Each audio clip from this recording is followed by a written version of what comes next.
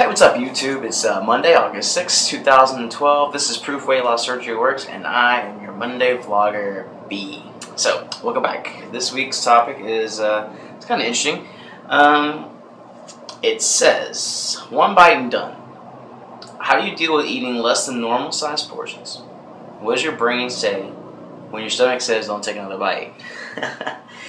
This is fun because, I don't know if I've mentioned this before, but I'm a chef by trade. I make my living off of making food taste good. So more often than not, I find that the things that I eat taste really, really, really, really good.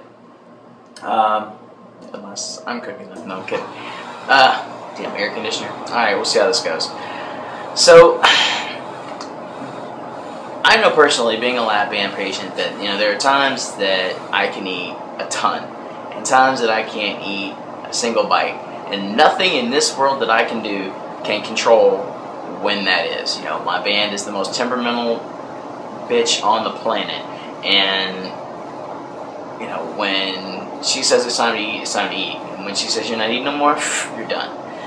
And it's usually when I'm sitting down with friends and I'm having a really nice meal that I, oh my god, really? Anyway, that I can't eat anything, or when I'm in a hurry and I really need to eat something, then I can't eat anything. But more or less, there are days you can eat a ton, there are days you can't, and the answer is really quite simple. You simply don't eat anymore. And I've seen people that they'll beat on their chest, or they'll jump up and down, or they'll make really weird noise. This is not working out, is it?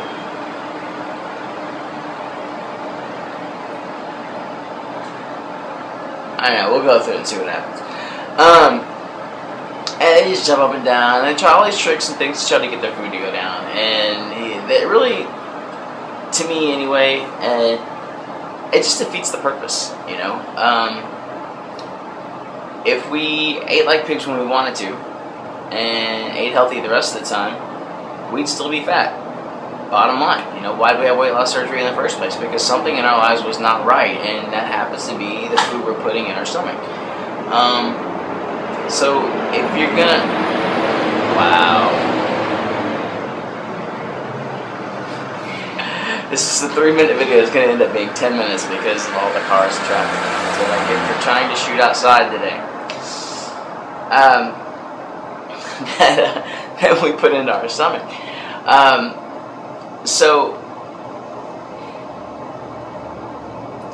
again, it seems like every week I'm coming back to this. It's mental for me.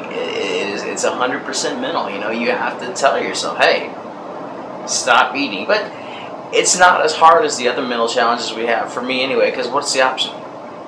Keep eating? It's not an option. I think the harder thing is when my band's a little looser and I can eat a little more, and I have to look down at the plate and go, wow, I ate half of the steak, I need to stop. That's the tougher challenge. It's really kind of cut and dried for me whenever I'm full. When I get that sensation, that tightness in my stomach, and I'm going, am I still mine? It's like, oh, maybe I'm done now. All right. And another thing, and I'm guilty of this, is eating slow. Like I said before, I make my living out of making food taste good, so a lot of times I don't eat for fuel. I eat because shit's good. And I really have to control the pace that I eat at. Everything in my life, especially when I'm at work, is fast, fast, fast, fast, fast. And I have to stop and slow down and say, okay, I need to take a bite of this, or a taste of this, and not take a bite, or 3 or 5, and that's kind of how I get around that. I go all day, especially at work, tasting things, whether it's a spoon of a sauce or just a dab of something on my finger because I want to see if it's coming out right. That's the way I spend my day. But my meals are completely different, and you really have to train yourself, and it's not something that comes overnight, and it's not something that once you do it, you're done. Here I am 2.5 years out, and it's something I still struggle with. It's a daily thing. You have to to play that game. Am I full yet? And you have to eat slow. And you have to take a bite. You have to let it go down. And you have to sit there and chill. And if anything, it's made me much more of a conversationalist, especially at the dinner table, because what do you do when you're the person across from you sitting there eating and you're taking a bite and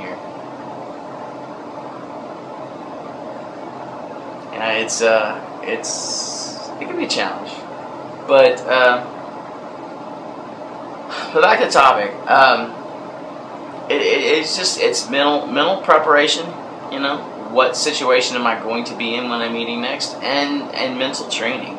Being able to tell yourself you have to stop eating now. It's time to stop. Forget what your brain says. Your stomach says stop. And the bottom line is you have to listen to that, especially as a lap band patient, because once it's full, that's it. There's only one direction it can go, and you don't want it to go that way. Trust me. Alright? So that's it. Short and sweet today. Make sure you guys thumbs up. Don't thumbs down. Subscribe. Tell your friends. Come back and see us tomorrow for another Proof Weight Loss Surgery Works video. And come back and see me on Monday for another Proof Weight Loss Surgery Works vlog. Have a great day, guys. Talk to you later. Bye.